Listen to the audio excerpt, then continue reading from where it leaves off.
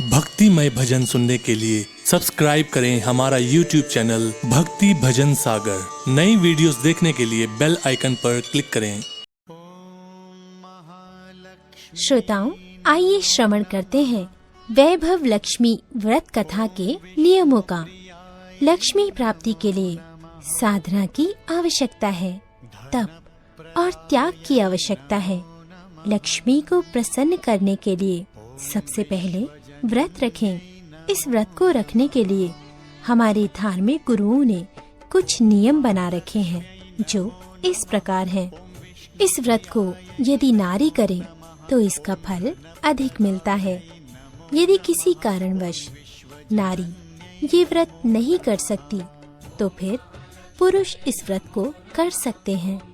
यदि विवाहित प्राणी है तो पति पत्नी दोनों मिलकर इस व्रत को रखें, तो इससे माँ लक्ष्मी अति प्रसन्न होती हैं। व्रत रखने के लिए पहले अपने मन और विचारों को शुद्ध करें। किसी प्रकार का छल कपट पाप मन में नहीं आने दें। व्रत करते समय ये स्वार्थ मन में न रखें कि मुझे धन प्राप्त करना है, बल्कि ये सोचकर व्रत रखें कि मुझे माँ लक्ष्मी को प्रसन्न करना है।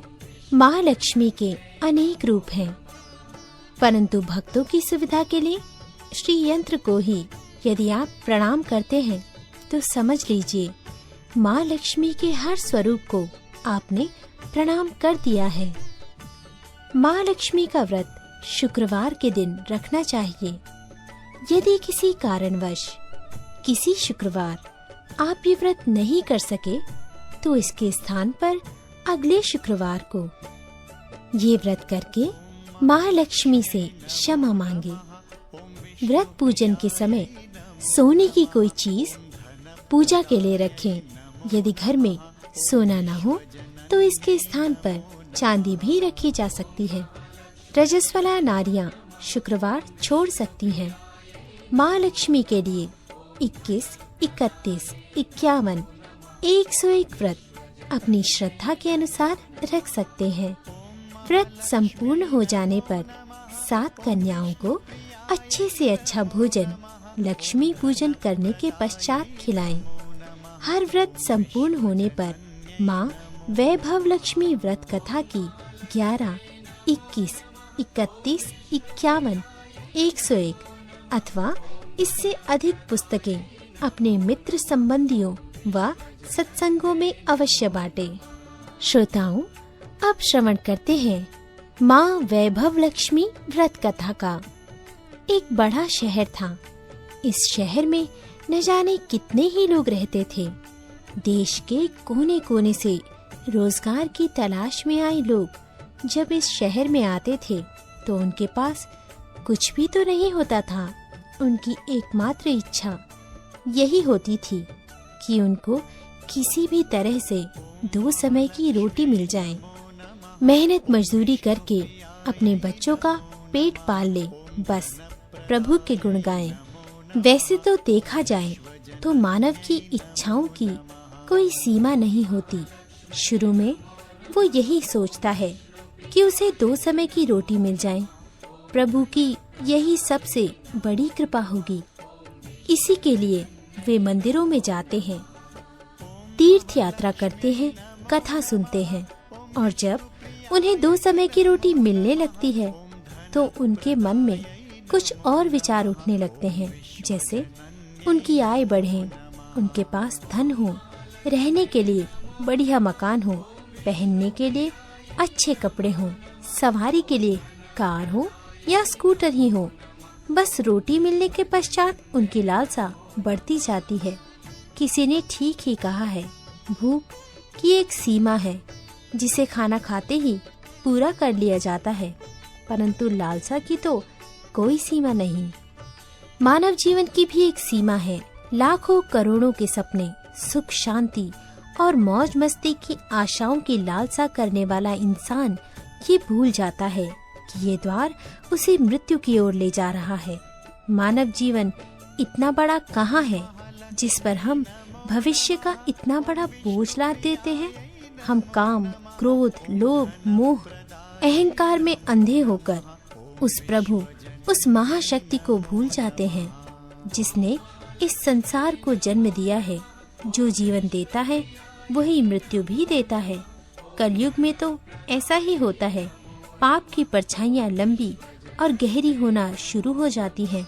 धर्म व्यापार बन जाता है। अधर्मी खूब फलते फूलते हैं। इस बड़े शहर में तो धर्म कम और अधर्म अधिक था। इसी शहर के एक मोहल्ले में राधा और गोपाल पति पत्नी के रूप में रहते थे।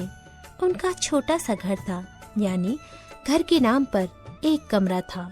उसी में रसोई, उसी में सोना, उसी में खाना पीना, यही था उनका घर। गोपाल किसी मिल में नौकरी करता था। राधा घर का सारा कामकाज करती थी।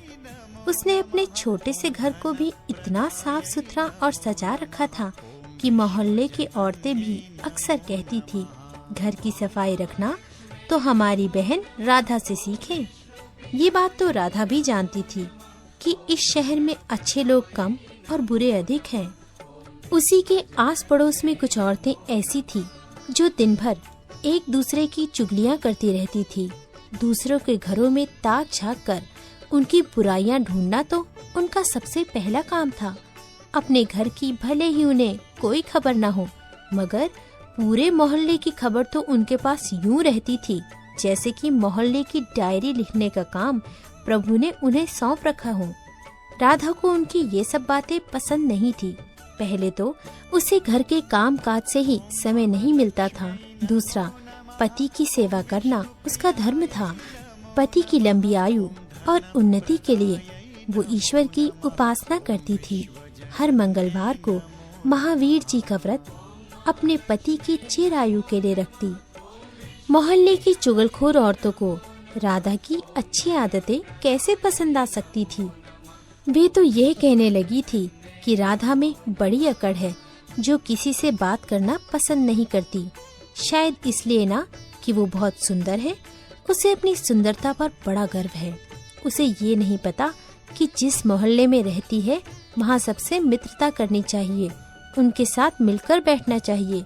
यदि वह ही किसी के पास सुख दुख बांटने नहीं जाएगी तो कल कौन उसके पास आएगा।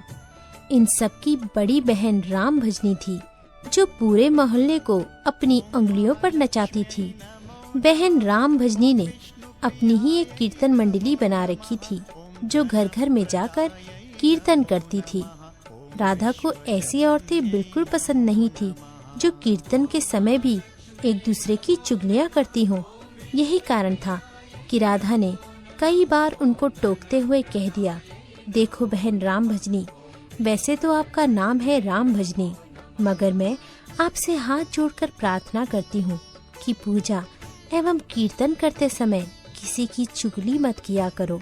किसी की बुराई करने से तो अच्छा है कि आप उस समय प्रभु का नाम लें। इससे आपका जीवन भी सफल होगा और बुराइयों से भी बच जाओगी। राधा की इतनी बात सुनते ही राम भजनी को क्रोध आ गया। क्रोध के मारे उसके चेहरे का रंग लाल हो गया। वो अकड़ कर बोली, ओ कल की छोकरी, क्या तू मुझे बताएगी कि मुझे क्या करना है? अभी शहर में आए 2 साल हुए हैं। गांव का गोबर अभी हाथों से नहीं उतरा और हम शहर वालों को अकल सिखाने लगी है, गंवार कहीं की। देखो बहन, मैं गंवार हूँ या कुछ और, मैं प्रभु भक्ति में पूरा विश्वास रखती हूँ। मैं अच्छी तरह जानती हूँ कि भक्ति में शक्ति है। भक्ति ढोलकियाँ चिमटे बजाने से नहीं होती, बल्कि सत्य के पथ पर चलने से होती है। ईश्वर का यही सिद्धांत है, यही शिक्षा है कि किसी का बुरा मत करो। मैं तो हर जीवात्मा में रहता हूँ। तुम मेरी तलाश में क्यों बाहर भटक रहे हो? यदि तुम सत्य और विश्वास का सहारा लेकर अपनी आत्मा में मुझे तलाश करोगे तो मैं तुम्हें अवश्य मिलूंगा। इस बात को सुनकर वो राम भजनी और उसकी साथी सब मिलकर राधा का मजाक उड़ाने लगी। राधा जानती थी कि ये लोग पाप करने वाले हैं। इनकी पूजा तो केवल ढोंग है, दिखावा है। इनके मन काले हैं, खोटे हैं। इनसे अधिक बोलने का कोई लाभ नहीं।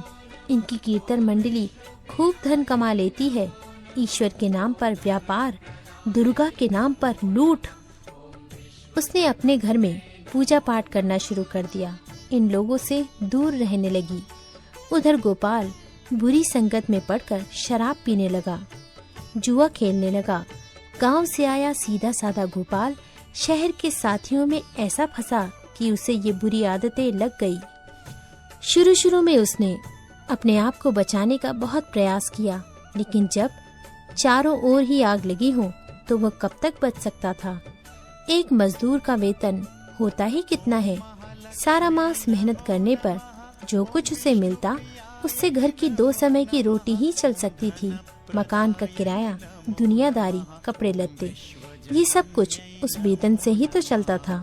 लेकिन जब इस वेतन से शराब पी जाए, चर्स गांजा पिया जाए, जुआ खेला जाए तो घर कैसे चलेगा। राधा बेचारी बहुत दुखी हो गई, अंदर ही अंदर घुलने लगी। पति को मना करती तो उल्टी उसे ही मार पड़ती, गालियां सुनने को मिलती। घर में आकर वो इतना हल्ला करता कि लोगों को उसका मजाक उड़ाने का मौका मिलता। वो अंदर अंदर टूटने लगी, हर समय उदास रहने लगी। अपने मन की आग को शांत करने के लिए आंसू बहाती रहती। इस परदेश में उसका कौन था जो उसे सहारा देता। वो तो अकेली पड़ गई। आज आकर उसे प्रभु का ही सहारा था। माँ दुर्गा ही उसे आसरा देती। माँ लक्ष्मी तो इस घर से रूठ ही चुकी थी। गोपाल ने घर के बर्तन तक बेच डाले। इतने बड़े संकट में भी उसने प्रभु पर विश्वास नहीं छोड़ा, माँ दुर्गा की उपासना नहीं छोड़ी। उसे पूर्ण विश्वास था कि एक दिन माँ उसके सारे संकट दूर करेंगी। एक दिन जब घर में खाने को कुछ नहीं बचा था, वो 2 दिन से भूखी थी। जिस दुकान से खाने पीने का सामान उधार मिलता था, उसने इसलिए उधार देने से मना कर दिया क्योंकि उसने पिछले रुपए भी नहीं दिए थे। इस युग में तो जिसके पास लक्ष्मी नहीं वो भूखा ही मर जाए। राधा माँ लक्ष्मी के चित्र के आगे हाथ जोड़े बैठी रो रही थी। माँ ने उसकी आंखों से टपकते आंसू देख लिए, उसके हृदय के दुख जान लिए थे। राधा रोई जा रही थी, साथ में वो माँ लक्ष्मी का पूजन भी कर रही थी। माँ लक्ष्मी, मुझे बचा लो माँ, देखो मेरे घर की क्या हालत हो गई। मैं 2 दिन से भूखी हूँ, मेरा पति बिगड़ चुका है। घर में लक्ष्मी जी आप बैठी हैं, परंतु आपका दूसरा स्वरूप जो इस संसार में माया का है वो इस घर में नहीं है। उसके बिना जीवन नहीं। माँ मुझे बचा लो। तुमने मुझे न बचाया तो मैं तुम्हारे चरणों में जान दे दूंगी। अब तो मेरा ये अंतिम निर्णय है। ये कहती हुई राधा माँ लक्ष्मी के चित्र के आगे गिर गई। उसी समय घंटियां बजने लगी, शंख की आवाज आने लगी। राधा के उदास चेहरे पर अपने आप खुशी की लहर दौड़ गई। तभी उसके कानों में आवाज आई, बेटी राधा, तुम्हारी आराधना सफल हो गई।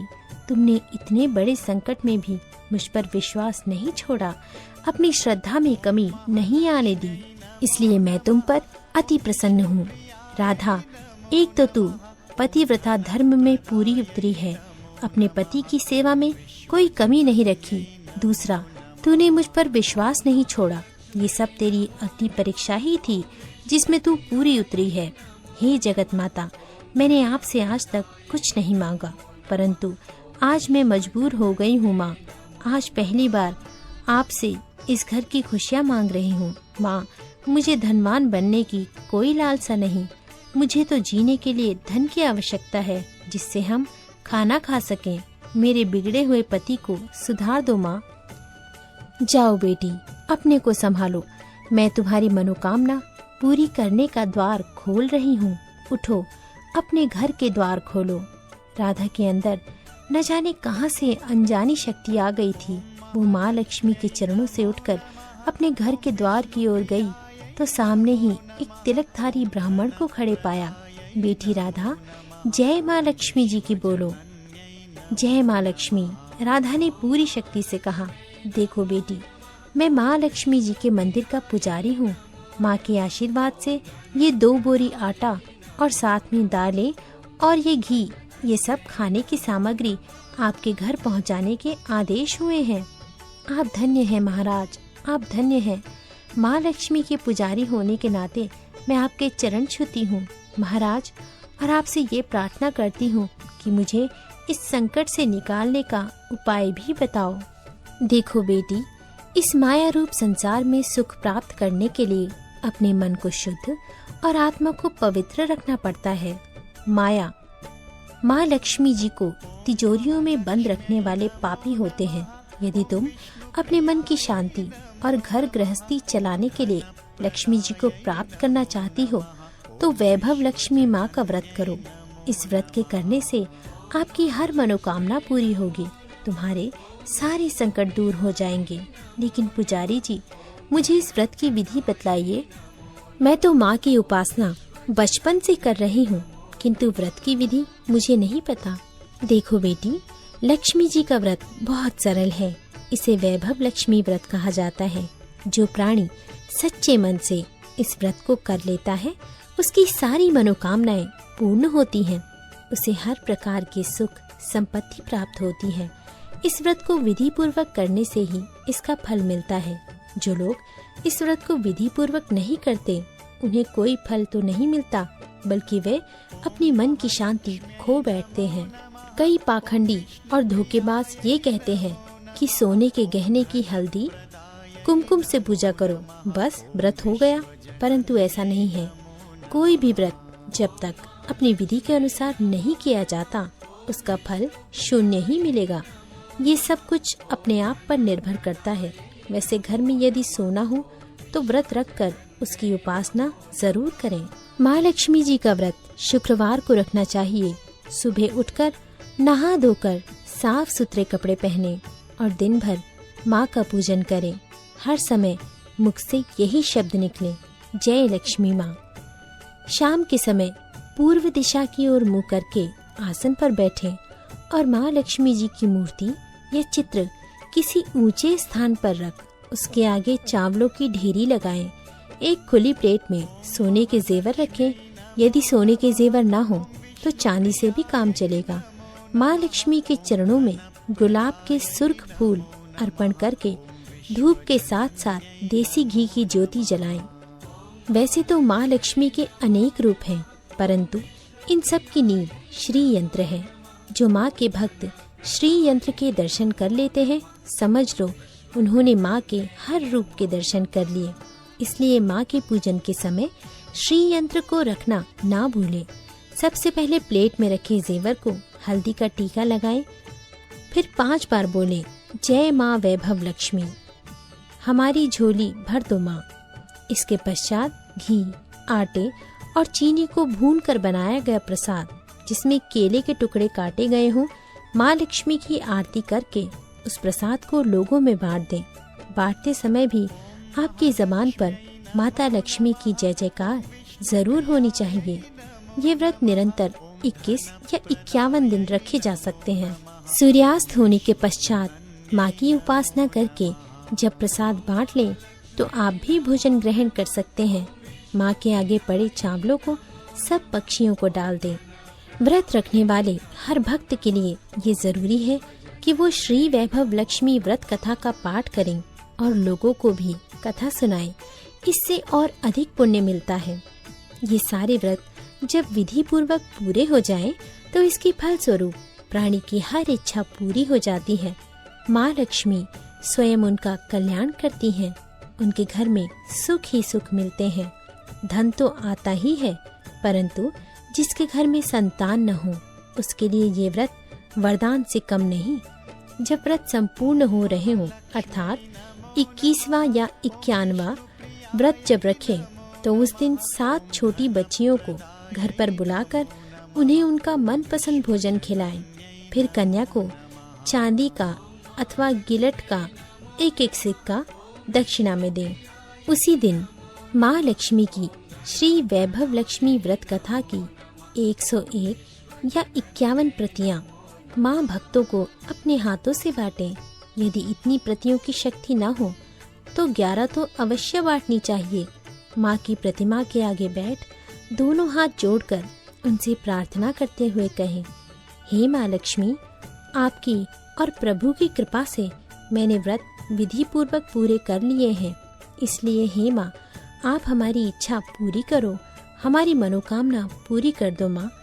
हमें सदा सुखी रखना, हमारे परिवार को सुख देना। बस बेटी, यही हर प्राणी के लिए कल्याण मार्ग है। तुम भी श्री वैभव लक्ष्मी व्रत करो, तुम्हारा पति भी ठीक हो जाएगा और तुम्हें धन भी मिलेगा। तुम सदा कष्ट मुक्त रहोगी। ये कहते हुए पुजारी जी तो चले गए। राधा ने आटे की बोरियां पड़ोसन की सहायता से अंदर रखवा दी, दालों को भी अंदर रखा।